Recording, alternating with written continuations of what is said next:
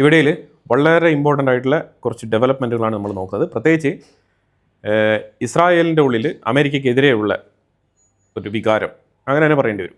ആ രീതിക്ക് ഇസ്രായേൽ കർശനമായിട്ടുള്ള നടപടികളെടുത്ത് മുന്നോട്ട് പോവുകയാണ്. ഇസ്രായേൽ ലെബനൻ്റെ ഉള്ളിൽ വീണ്ടും ആക്രമണം നടത്തിയിട്ടുണ്ട്. അതുപോലെ ഈ 14 പോയിന്റ് അടങ്ങുന്ന MOU, അമേരിക്ക ഇറാനുമായിട്ട് സൈൻ ചെയ്ത MOU, അതിൽ 6ാമത്തെ പോയിൻ്റായിട്ടുള്ള $300 ബില്യൺ ഇറാന് കൊടുക്കുന്നതുമായിട്ട് ബന്ധപ്പെട്ട വിഷയത്തിൽ ട്രംപിന് ഉത്തരമില്ല. അതേസമയം അമേരിക്കൻ കോൺഗ്രസ്സിൽ 30% ലോ മേക്കേഴ്സ് ഇസ്രായേൽ അനുകൂലികളാണ്, ജൂവിഷാണ്. ഇതെല്ലാം കൂടി അമേരിക്കയുടെ ഉള്ളിൽ നല്ല രീതിയിലുള്ള പ്രതിസന്ധി ട്രംപിന് സൃഷ്ടിക്കുന്നുണ്ട്. ഈ വിഷയങ്ങളാണ് ഈ വീഡിയോയിൽ നമ്മൾ ചർച്ച ചെയ്യാൻ പോകുന്നത്. അതിന് മുൻപായിട്ട് ഇന്ത്യയിൽ നടന്ന ഒരു വിഷയത്തിനെക്കുറിച്ച് ഒന്ന് പരാമർശിച്ച് പോവേണ്ടതുണ്ട്. കാരണം CBSE എക്സാം റിസൾട്ട്, SSLC ആയിക്കോട്ടെ, +2, ഈ +2 റിസൾട്ട് പുറത്തു വന്നപ്പോൾ 85% ഈ കഴിഞ്ഞ അക്കാഡമിക് ഇയറിൻ്റെ വിജയ ശതമാനം. അത് തീരെ കുറവാണ്. കഴിഞ്ഞ കാലഘട്ടങ്ങളിലെങ്ങും നമ്മൾ ഇത്തരത്തിലൊരു ലോ റെക്കോർഡ് രേഖപ്പെടുത്തിയിട്ടില്ല. അപ്പോൾ ഈ അവസരത്തിൽ ഇതുമായിട്ട് ബന്ധപ്പെട്ട് പല കുട്ടികളും അവരുടെ എക്സാം പേപ്പേഴ്സ് റീവാലുവേഷൻ ചെയ്യാൻ വേണ്ടിയിട്ട് പരിശോധിച്ച സമയത്ത് അവരുടെ ഹാൻഡ് റൈറ്റിംഗ് അല്ല ഇത് എന്നുള്ളൊരു കണ്ടെത്തൽ. അങ്ങനെ 3 കുട്ടികൾ ഇതുമായിട്ട് ബന്ധപ്പെട്ട് പരാതി ഉന്നയിക്കുകയും ആ പരാതിയിൽ കൃത്യമായിട്ടുള്ള അന്വേഷണം നടത്തിയപ്പോൾ മനസ്സിലാക്കാൻ പറ്റിയത് ഗവൺമെൻറ് ഇത്തവണ പരീക്ഷ പേപ്പർ വാല്യുവേഷൻ നടത്തിയത് OSM മെത്തേഡിലാണ്. ഈ OSM മെത്തേഡ് എന്ന് പറഞ്ഞാൽ on screen marking. On screen marking എന്ന് പറഞ്ഞാൽ പലതരത്തിലുള്ള ഡിഫറെൻ്റ് ആയിട്ടുള്ള ഒപ്പീനിയൻസ് ഒക്കെ വരുന്നുണ്ട്. അതായത് എന്താണ് ചെയ്യുന്നതെന്ന് പറഞ്ഞാൽ എക്സാം പേപ്പർ അതേപോലെ സ്കാൻ ചെയ്യുക. സ്കാൻ ചെയ്തിട്ട് ആ സ്കാൻ ചെയ്ത പേപ്പേഴ്സ് എല്ലാം തന്നെ ഓൺലൈനിൽ കമ്പ്യൂട്ടറിൽ വരും. അപ്പോൾ അതിനുവേണ്ടി ഒരു സോഫ്റ്റ്വെയർ അവർ ഉപയോഗിക്കുന്നുണ്ട്. എക്സാം വാല്യുവേഷൻ നടത്തുന്ന ടീച്ചേഴ്സ് എല്ലാം തന്നെ കമ്പ്യൂട്ടറിലൂടെയാണ് ഇതിനെ വാല്യുവേറ്റ് ചെയ്യുന്നത്. അതിലൂടെയാണ് മാർക്കും കാര്യങ്ങളൊക്കെ രേഖപ്പെടുത്തുന്നത്. പക്ഷേ ഇവിടെ ഒരു പിഴ, 3 സ്ഥലങ്ങൾ ഈ സോഫ്റ്റ്വെയറിൽ ഈ on screen marking application crack ചെയ്യാൻ പറ്റുന്ന രീതിയിലുള്ള ലൂപ്പ് ഹോൾസ് ഇതിലുണ്ട്. അതായത് അതിൻ്റെ ഒരു എററാണിത്. അങ്ങനെ 4 തരത്തിലുള്ള എററുകൾ അതിൽ നിന്നും കണ്ടെത്തിയിട്ടുണ്ട്. അപ്പോൾ ഈ എറർ എന്താണ് ചെയ്തിരിക്കുന്നത് പറഞ്ഞാൽ പലതരത്തിലുള്ള മിസ്റ്റേക്കുകൾ, റാൻഡമായിട്ട് കുറേ മിസ്റ്റേക്കുകൾ ഇതിൻ്റെ ഉള്ളിൽ വന്നിട്ടുണ്ട്. പേപ്പർ മാറിപ്പോയിട്ടുണ്ട്, പല പേജുകളും പ്രോപ്പറായിട്ട് സ്കാൻ ആയിട്ടില്ല, പലതും ബ്ലർ സ്കാൻ ആയിട്ടുണ്ട്, ബ്ലാങ്ക് പേജുകളിൽ മാർക്ക് ഇട്ടിട്ടുണ്ട്, അതുപോലെ തന്നെ സബ് ടോട്ടലിൽ വ്യത്യാസമുണ്ട്, പേജ് ടോട്ടലിൽ. അപ്പോൾ ഇത്തരത്തിലുള്ള മാർക്കിലും പരീക്ഷാ പേപ്പറിലും എല്ലാത്തിലും വല്ലാത്ത രീതിയിലുള്ള ഒരു പ്രശ്നമാണ് സംഭവിച്ചിരിക്കുന്നത്. ഗുരുതരമായിട്ടുള്ള ഒരു വീഴ്ചയാണ്. तो भाई मैंने अपनी एक कॉपी CBSE से मंगाई थी. ये देखो, यहाँ तो मेरी हैंड राइटिंग है. CBSE से मेरे को भी ये कॉपी मिली है मेरी. यहाँ तो मेरी हैंड राइटिंग है और ऊपर मार्क्स 33 मिले हैं मेरे को बस, जबकि मैंने पूरा पेपर करा था. और अभी जब मैं पेपर चेक करने लगा तो देखा कि इसमें तो मेरी हैंड राइटिंग है ही नहीं. इसमें तो मेरी हैंड राइटिंग कहीं पे भी नहीं आ रही है. फर्स्ट पेज पे रफ वर्क कर रखा है, उसके बाद मेरी हैंड राइटिंग है ही नहीं. मैंने ब्लैक पेन यूज़ नहीं करा, हर क्वेश्चन के बाद लाइन से डिवाइड करा था, जो कि इसमें नहीं कर रखा. और सिर्फ इसमें 12 पेज भरे हुए हैं, बाकी सारे आगे के ब्लैंक पेजेस हैं. सारे के सारे ब्लैंक पेज छोड़ रखे हैं, जबकि मेरे सिर्फ लास्ट में 1 पेज बचा था जब मैंने इंग्लिश का पेपर दिया था अपना. प्लीज़ सब लोग CBSE को टैग करो कमेंट्स में, ताकि इसके ऊपर कुछ ना कुछ एक्शन हो पाए. क्योंकि मेरे को किसी और की कॉपी पकड़ा दी गई है, जिसकी वजह से मेरे नंबर कम हो रहे हैं, मेरी परसेंटेज नहीं बन पा रही है. ഇതിനെ തുടർന്ന് ഗവൺമെൻറ് CBSE ബോർഡിൻ്റെ ഡയറക്ടറെയും സെക്രട്ടറിയും നിങ്ങൾ ഈ പൊസിഷനിൽ ഇരിക്കാൻ യോഗ്യരല്ല എന്ന് പറഞ്ഞിട്ട് മാറ്റിയിട്ടുണ്ട്. CBSEയുടെ ചെയർപേഴ്സൻ്റെ തലയിൽ എല്ലാം കൂടി വെച്ച് കഴിഞ്ഞാൽ കാര്യങ്ങൾക്കൊക്കെ ഒരു തീരുമാനമായി എന്ന് ഗവൺമെൻറ് കരുതുന്നുണ്ടെങ്കിൽ അതങ്ങനെയല്ല.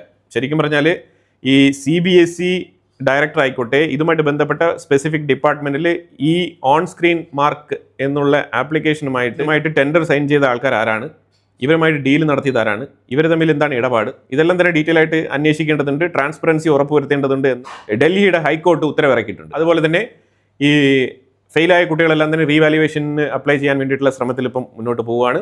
അതുപോലെ തന്നെ 3 സ്റ്റുഡൻസ് അവരാണ് ഇതിന് മുന്നിട്ടിറങ്ങിയത്.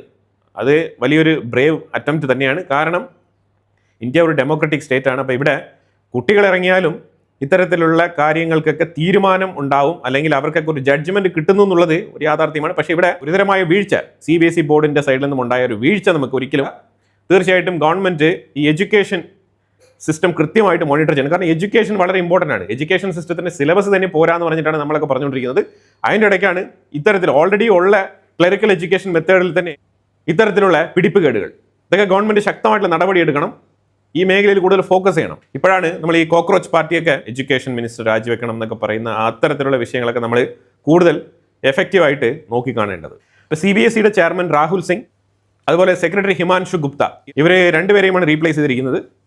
ലോകേന്ദ്ര പ്രസാദ് സീതാറാം, പുള്ളിയാണ് ഇപ്പോഴത്തെ CBSE board director, means chairman, CBSE ബോർഡിൻ്റെ ചെയർമാൻ, പുതിയ chairman.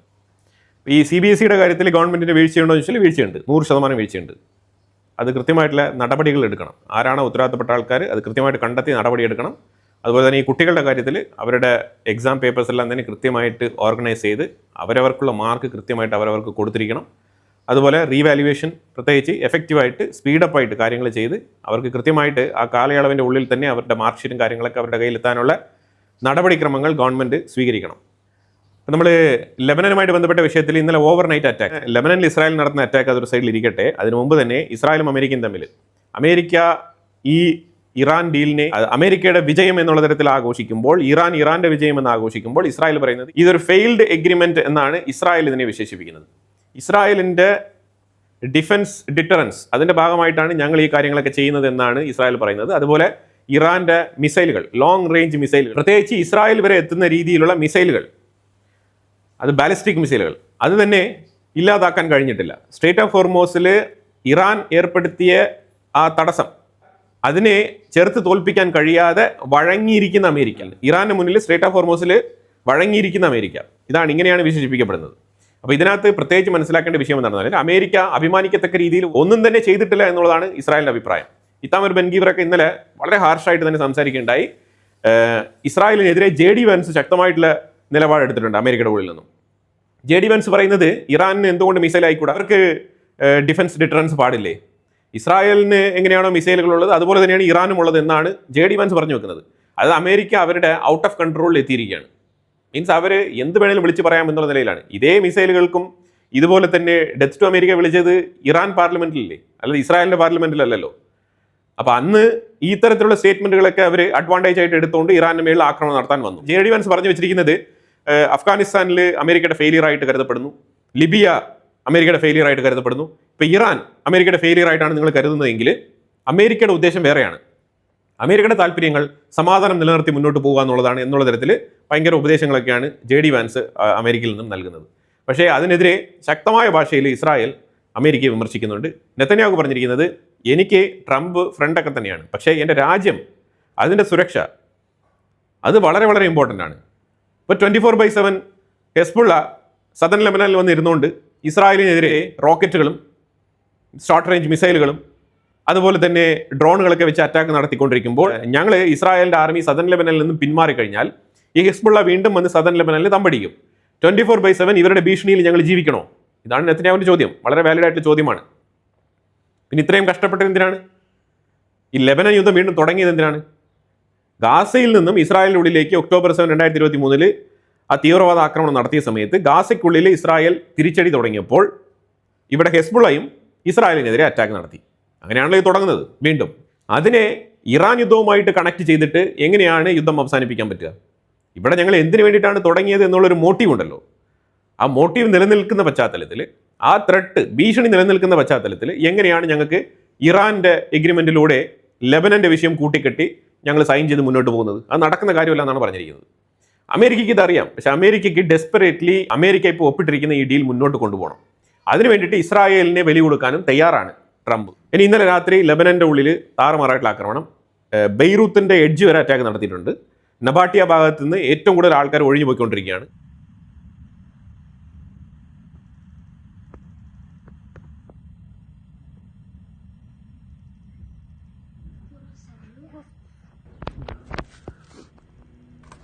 On revient? Ouais. Ouais, je crois pas. Ça paraît un peu compliqué là.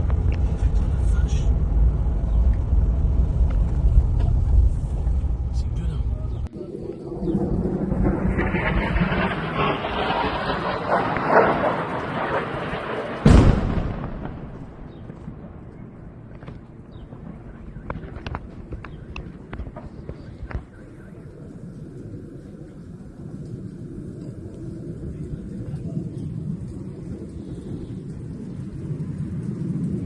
അമേരിക്കയും ഇറാനും ഡീൽ സൈൻ ചെയ്തു എന്ന് പറഞ്ഞിട്ട് വാഹനമെടുത്ത് നിരനിരയായിട്ട് വന്ന് കയറിയ ആൾക്കാരൊക്കെ ഇപ്പോൾ അതേപോലെ ബെയ്റൂത്തിലേക്ക് പോയിക്കൊണ്ടിരിക്കുകയാണ്.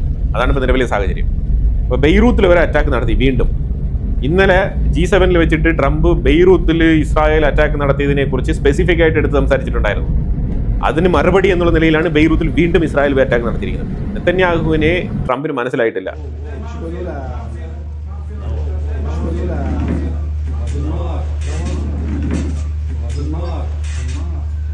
അമേരിക്കയെക്കുറിച്ച് ഒരു പോസ്റ്റ് ഇസ്രായേലിന്റെ സൈഡിൽ നിന്ന് പബ്ലിഷ് ചെയ്തിട്ടുണ്ട്. അതായത് ഒരു സോൾജർ ഇങ്ങനെ കമന്ന് കിടന്ന് ഓപ്പോസിഷൻ നോക്കി വെടിവെച്ചുകൊണ്ടിരിക്കുകയാണ്. ആ സമയത്ത് ട്രംപ്, മേക്ക് അമേരിക്ക ഗ്രേറ്റ് അഗൈൻ്റെ ട്രംപ് ഒരു കത്തി എടുത്തുകൊണ്ട് വന്നിട്ട് ഈ സോൾജറിനെ മുതുകിൽ കുത്തുകയാണ്. മനസ്സിലായി? കട്ടപ്പ. ആ പരിപാടി ഇപ്പം ഇസ്രായേൽ കൃത്യമായിട്ട് പോസ്റ്റ് ചെയ്തിട്ടുണ്ട്. അതിൻ്റെ താഴെ അവർ എഴുതിയിരിക്കുന്നത് ഇത് ഇസ്രായേലിന് മാത്രമല്ല അമേരിക്കയോടൊപ്പം ചേർന്ന് നിൽക്കുന്ന പല രാജ്യങ്ങൾക്കും ഈ അനുഭവം ഉണ്ടായിട്ടുണ്ട് എന്നുള്ളതാണ് ഇസ്രായേലിൻ്റെ സ്റ്റേറ്റ്മെൻറ്റ്. അപ്പോൾ ഇസ്രായേൽ അമേരിക്കയെ കട്ടപ്പ അമേരിക്ക എന്നാണ് ഇപ്പം വിളിച്ചുകൊണ്ടിരിക്കുന്നത്. ലെറ്റസ് സി എങ്ങനെയാണ് കാര്യങ്ങൾ ഡെവലപ്പ് ആകുന്നുള്ളത്. ഇപ്പം അമേരിക്ക ശരിക്കും പറഞ്ഞാൽ ഇറാൻ ഇതിനു മുമ്പ് ചെയ്തുകൊണ്ടിരുന്ന പല കാര്യങ്ങളെയും കുറ്റകരമായിട്ടുള്ള കാര്യങ്ങളായിട്ടും ഒഫൻസീവായിട്ട് കണ്ടുകൊണ്ടിരുന്ന പല വിഷയങ്ങളെയും ഇപ്പോൾ അമേരിക്ക ന്യായീകരിക്കുകയാണ്. ഇറാന് ലോങ് റേഞ്ച് ബാലിസ്റ്റിക് മിസൈൽ ആവാം, അത് അവരുടെ ഡിഫൻസ് ഡിറ്ററൻസ് ആണ്. അതുപോലെ അവർക്ക് യുറേനിയം എൻറിച്ച്മെൻറ്റ് നടത്താം. അതിപ്പോൾ അവർ പറഞ്ഞുകൊണ്ടിരിക്കുന്നത് ഡൈലൂട്ട് യുറേനിയം എന്നുള്ള ഒരു പോളിസിയിലേക്ക് വന്നിരിക്കുകയാണ് അമേരിക്ക. ഡൈലൂട്ടഡ് യുറേനിയം, അതായത് യുറേനിയം ഡൈലൂട്ട് ചെയ്യുക, മീൻസ് കുറഞ്ഞ അളവിൽ എൻറിച്ച്മെൻറ്റ് നടത്താനുള്ള ആ പെർമിഷൻ അമേരിക്ക കൊടുക്കുന്നുണ്ട്. ഈ കുറഞ്ഞ അളവിൽ എന്ന് പറഞ്ഞാൽ ഇതേ കുറഞ്ഞ അളവ് പെർമിഷൻ തന്നെയാണ് പണ്ട് ഉണ്ടായിരുന്നത്. അത് വെച്ചുകൊണ്ട് തന്നെയാണ് അവർ 60% മേളിൽ ഇപ്പം എൻറിച്ച്മെൻറ്റ് നടത്തി റെഡിയാക്കി വെച്ചിരിക്കുന്നത്. 90% പൂർത്തിയാക്കി എന്നൊക്കെ പറഞ്ഞുകൊണ്ടിരിക്കുന്നുണ്ട് ചില മീഡിയയിൽ. എന്ത് കാരണത്തിന് വേണ്ടിയിട്ടാണ് അവിടെ യുദ്ധം നടത്താൻ പോയത്, ആ കാരണങ്ങളെല്ലാം അതേപടി നിലനിൽക്കുന്നു. അതുമായിട്ട് ബന്ധപ്പെട്ട വിഷയത്തിൽ ഒരു തീരുമാനങ്ങളും ഉണ്ടാക്കിയിട്ടില്ല. എന്നാൽ 300 ബില്യൺ അധികം കൊടുത്തുകൊണ്ട് ഒരു ഡീലിലേക്ക് ഒപ്പുവെച്ചിരിക്കുകയാണ് അമേരിക്ക. ഇതിനെയാണ് ഇസ്രായേൽ ഈ ഡീലിനെ ഒരു പരാജയപ്പെട്ട ഡീലായിട്ട് വിലയിരുത്തുന്നത്. ഇത് ഇസ്രായേലിൻ്റെ കാഴ്ചപ്പാടാണ്. അപ്പോൾ എന്തായാലും ഇതിനെക്കുറിച്ചുള്ള അഭിപ്രായങ്ങൾ കമന്റ് ബോക്സിൽ രേഖപ്പെടുത്തുക. കൂടുതൽ വാർത്തകളുമായിട്ട് അടുത്ത വീഡിയോയിൽ വരാം. Thank you so much.